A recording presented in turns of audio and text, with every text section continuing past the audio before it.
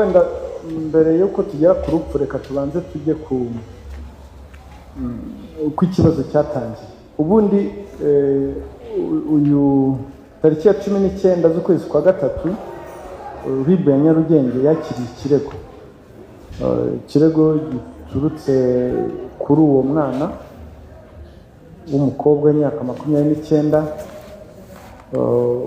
yaregaga umuforomo ko hari ibikorwa amukorera bifitanye isano n'imibonano mpuzabitsina. Iperereza ryarakozwe, uwo muforomo arafatwa, arafungwa, ndetse dosiye irakorwa ijya mu ubushinjacyaha nabwo buyiregera urukiko. Ni tariki 19 z'ukwa gatatu. Hanyuma tariki 16 z'ukwa kane Mata uyu mwana w'umukobwa Odile yitabye Imana azize uburwayi yari amazemo igihe, kuko yari arwariye muri ICU, hahandi bita ku ndembe. Urumva ICU umuntu abageze muri critical condition, abageze mu bihe biremereye. Aho rero yaje gupfa bishingiye kuri iyo ndwara yari arwaye ifitanye isano no guhumeka. Ntabwo wenda turi bujye muri detail ku impamvu z'ubuzima bwite bw'umuntu. Hanyuma nyuma y'urupfu umuryango we hari ibyo waje kuvuga ko utishimiye, bimwe bacisha ku mbuga nkoranyambaga. Ubu ngubu rero hari iperereza riri gukorwa kuri ibyo birego umuryango we wagiye utanga, bavuga ibitaragenze neza mu bitaro aho yavurirwaga n'ibindi byose bumva bo batishimiye. Ubu nibyo biri gukorwaho iperereza. Tukaba dusaba niba hari n'undi nawe waba ufite amakuru kuri ibyo ngibyo yakwegera urwego rw'ubugenzacyaha akayatanga, kugira ngo ukuri kugaragare kuri ibyo ngibyo. Ngira ngo nicyo twavuga. Gusa ikindi twasaba, iyo ibintu byaje gutyo byikubise mu itangazamakuru gutyo, ngira ngo statement igomba kwizerwa y'ubugenzacyaha. Ibyo birakorwa iperereza. Dusabe n'abantu ko bataza kuyobya iperereza, kuriyobya cyangwa ufite amakuru yatanga, ariko kugenda kwa kundi mukoresheje aterime ngo umuntu yitereka. Murakoze. Nitwa Emmanuel Nsengiyumva, ndi umunyamakuru wa Igihe. Ntandukire gato kuri iki kiganiro mwaduhaga, mfite ibibazo bibiri. Icya mbere, mu minsi ishize ku abakurikira ku mbuga nkoranyambaga ndetse no mu bitangazamakuru binyuranye, havuzwe inkuru y'urupfu rwa Rwamurima Diogene, umwanditsi w'urukiko mu rukiko rwisumbuye rwa Huye. Mwatubwira aho iperereza rigeze? Murakoze cyane. Nibyo, hari urupfu rw'umugabo witwaga Rwamurima Diogene, wari umwanditsi mu rukiko rwisumbuye rwa Huye. Yitabye Imana, RIB irabimenya, ikora iperereza, ijya ahabereye icyaha, ifata ibimenyetso byari bihari.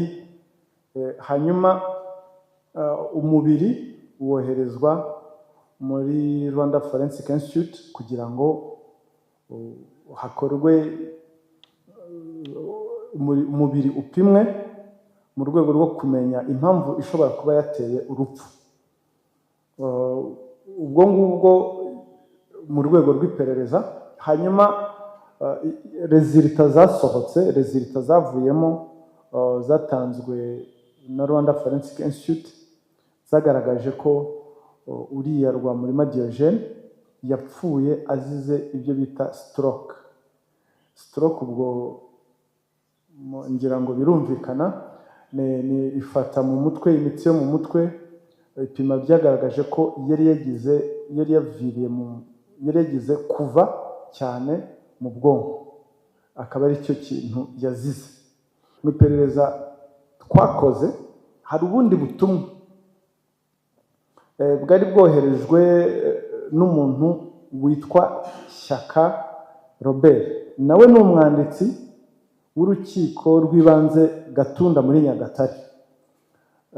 Ni ubutumwa yanditse bwashenguye benshi, bwanatangaje benshi, aho yishimiraga urupfu rw'uyu Diogene ndetse avuga ko abonye umwanya agiye kumusimbura. Ibyo rero mu rwego rw'ubugenzacyaha twabibonyemo nk'ikintu tugomba gukoraho iperereza. Yahise afatwa arakurikiranwa, ubu ngubu akaba akurikiranywe ku cyaha gihanwa n'ingingo y'130 bivugaho gushinyagurira umuntu. Uyu urebye ubutumwa yanditse dushingiye ku magambo yanditse, ngira ngo mwarayabonye, si ngombwa ko nyasubiramo. Ni amagambo mabi cyane umuntu atakwifuriza undi, nubwo mwaba mufite icyo mupfa. Umuntu witabye Imana hari umuco yuko yubahwa, ariko kumukurikiza amagambo nkariya mu rupfu rwari rutarasobanuka bihita bituma aba ukekwa nimero ya mbere. Ibyo bigaragaza ko yari afite n'amakimbirane. Ibyo rero ni ugushinyagurira umubiri w'umuntu bishingiye kuri ariya magambo yatangaje. None abitangaza mu rubuga ruhuriyeho abakozi batandukanye bari muri sekita imwe y'ubutabera. Abantu benshi byarabatangaje, nta kuntu umuntu yatinyuka kohereza ubutumwa buriya. Mu byaha akurikiranyweho icyo cyo gushinyagurira umuntu bishingiye kuri ubwo butumwa. Ubundi urebye iyi ngingo y'130 y'itegeko riteganya ibyaha n'ibihano muri rusange, igihano kirimo aramutse agamijwe n'urukiko ni igifungo kiri hagati y'imyaka 5 n'imyaka